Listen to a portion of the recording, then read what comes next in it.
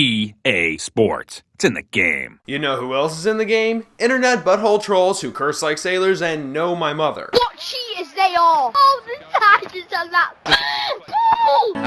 This mom. EA Games. Challenge everything. Thank God this slogan isn't specific to their EA Sports line, where every year's release is simply an updated roster clamoring for another $60.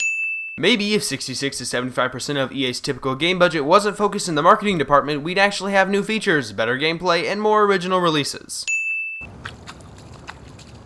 Not to keep picking on Tiger, but if he could walk on water, how did he drown in all that pussy?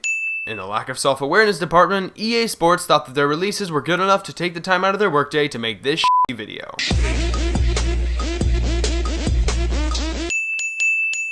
The Sim series, video games for people not good at real life, playing video games set to real life. Do you want to go somewhere? You want to go somewhere? EA also seems to have a reoccurring god complex with releases like Spore, The Sims, and SimCity. Too bad they're not omnipotent, because the 2013 launch of SimCity resulted in massive server overloads, leaving customers stranded for days without gameplay. Gamers weren't really mad about not being able to experience the game, just so they had to actually hold a conversation with their mothers. Hey, Mom! The meatloaf! We want it now! EA has published 76 Sims titles to date. EA could give Nike a run, get it, for their money on treating employees like shit. EA paid out $14 million in settlements to game developers and an additional $15 million to graphic artists in suits filed for unpaid overtime after the company regularly forced non-salaried employees to work in excess of 80 hours a week without paying them. You'd think that with that many people working that many hours, EA could come up with something better than Shaq Fu. Wax on, wax off. This isn't Icy Hot, you shithead. And now here are some other EA games that never should have been released. American Idol, shitty show, shittier game. Boom Boom Rocket, EA's answer to Dance Dance Revolution. Although to me, it sounds a little more like a terrorist training program. My name is Ahmed. I'm a terrorist. Bulls vs. Blazers and the NBA playoffs. The dream of the 90s is alive in Portland.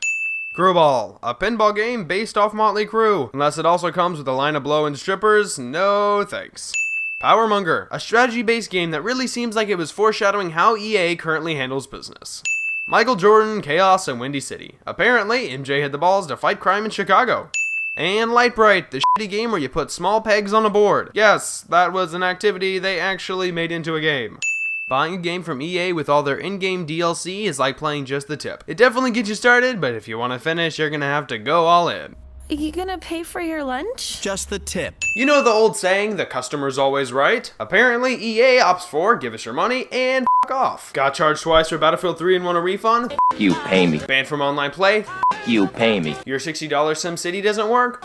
You pay me. Peter Moore, the COO of EA, released a statement in reaction to being voted worst company in America 2 years in a row that claimed, like the Yankees, Lakers, and Manchester United, EA is one of those organizations that is defined by both a legacy of success and a legion of critics. If by legacy of success he means a track record of shitty video games, then yes, absolutely. NBA Live 2014 animator. What does LeBron James look like again? His boss. Basically just like a black golem. Giving their best Leroy Jenkins impression, EA rushed the release of Battlefield 4 to compete with Call of Duty. Their customers and investors replied the only way you could. God damn it, Leroy. Need a pathetic money grab by EA and the Bond franchise? Try out 007 Racing. And finally, original ideas are hard. Buying things is easy. In order to remove any and all competition that would obviously beat EA in creativity, price, and customer service, they simply pay for the rights and never let anyone try. Like when they negotiated an exclusive contract with the NFL. Take that, NFL Blitz.